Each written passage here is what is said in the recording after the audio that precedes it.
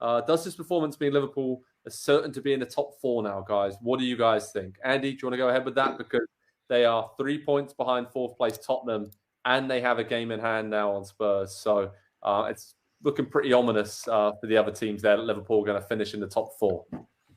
Yeah, certain I wouldn't quite say so yet, because for as good as this performance was, we've seen just about equally as bad from Liverpool this season. It does feel like they have figured out a way of playing that is a bit more sustainable, and it's not quite the high pressing. It's not quite what they've been in recent seasons. They did a good job. So I know this is hard to do, but let's go back to before it became 3 and 4 and 5 and 6 and 7, and remember how Liverpool were playing during that period of the game. They were still playing well. They were controlling the game in a way that Liverpool teams don't do. And I think we shouldn't forget that part of it, just because then things got out of hand and they were able to run up the score, and the game got wide open, and it looked like Liverpool that we've come to know over the years.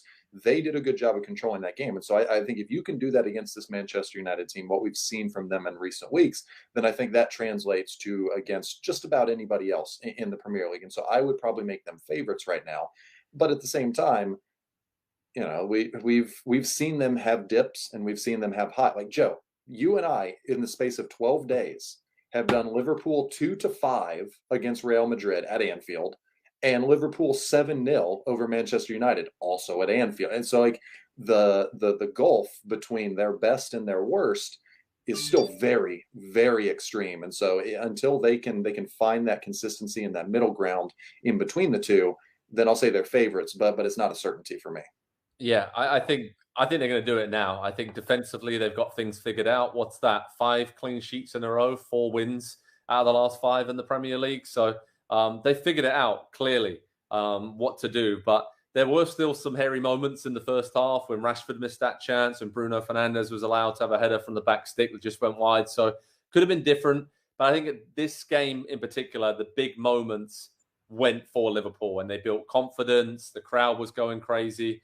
And they just made the most of some really poor Man United defending. And maybe on a couple of goals, the ball bounced to Salah and others in the right position, and they stuck it away. But, for Salah, Gakpo and Núñez to score 2 goals each, Firmino to add another, that's massive for Liverpool going forward, because we talk a lot about the midfield and the defence and those struggles. But for a lot of this season going forward in the attacking third, they haven't looked as devastating and as clinical as they have in past seasons. But this will do that forward 3 the world of good confidence-wise between now and the end of the season. And they finally figured it out. I think the movement, the runs, the combinations of those 3 up there, that you could see what Liverpool wanted to do. And it's kind of coming to fruition now. So this is a massive statement win for Liverpool.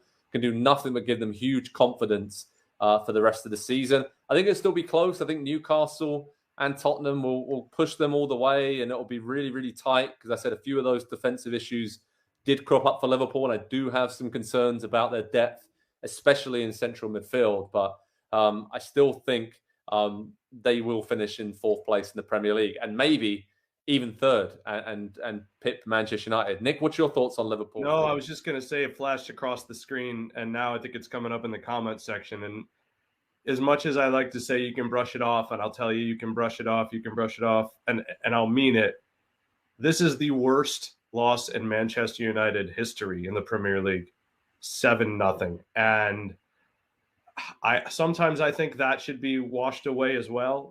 But for some reason, those are the sort of things that stick. They really seem to stick. And that's why it'll be really interesting, because Erik ten Hag, when a couple times they shot to his face on the sideline, and I wouldn't want to be in that room today. I wouldn't want to be in that room tomorrow. I wouldn't want to be in that room on Tuesday. When did they play against Thursday? I want to be on the plane on Wednesday if they're home or away. I didn't check yet. But yeah, I don't want anything to do with Erik ten Hag's response. Yeah, so let's focus on Manchester United. And what did we learn about them today, Andy? Because as we said, we've seen them come back throughout this season, different times, had reactions.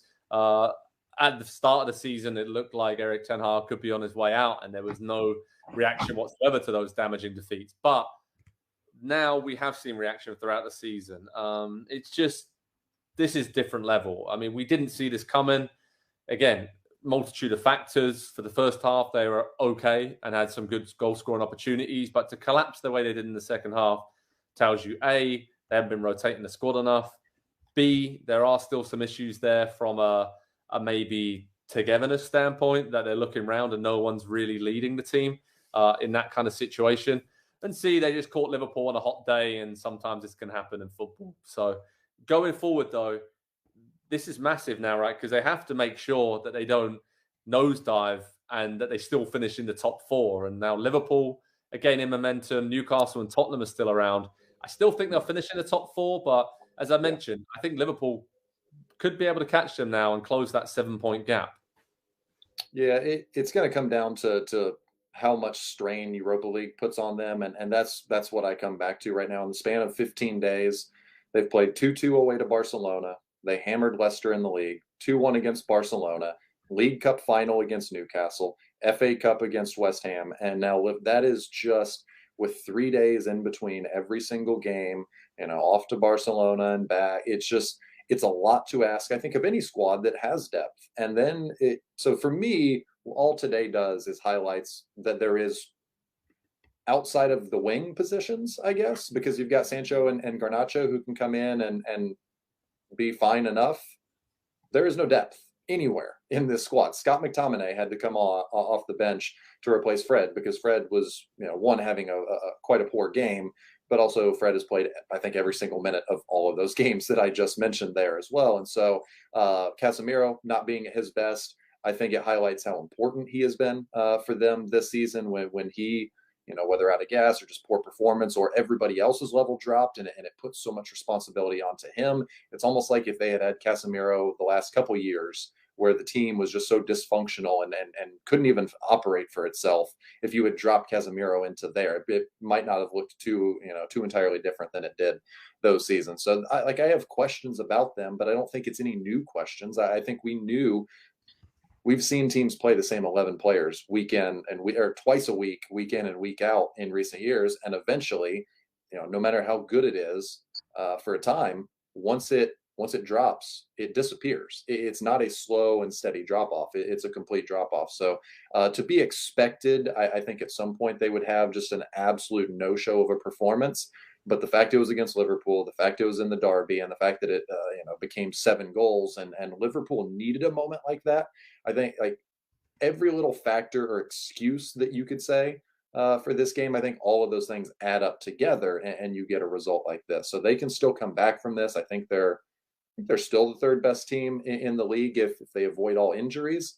But they're limited. I think we learned today their ceiling is not quite as high as we thought it was. But they're still comfortably a top 4 team. Yeah, the comment there, CR7 must be loving this. There's a bit of irony there with the 7. A lot of those comments coming up. But just with the 7 theme to continue, that is United's joint heaviest defeat alongside 7-0 losses to Wolves, Aston Villa, and Blackburn Rovers in their competitive history. Is their worst ever Premier League defeat. And for Liverpool, they recorded their biggest ever competitive win against Manchester United. So a marquee day for Liverpool, a day to forget for Manchester United, and just absolutely incredible to witness that demolition job. And it was like the old Liverpool were back, and the Man United we've seen over the last few seasons were back, and they crumbled. So we'll learn a lot about these teams and the impact of this game. Hi there, I'm Rebecca Lowe, studio host for NBC's coverage of the Premier League. Don't forget to hit subscribe to watch more videos all season long. For even more Premier League content, from original series to live matches, head over to Peacock and be sure to tune in for Premier League mornings every weekend on USA Network and on Peacock. We will see you over there.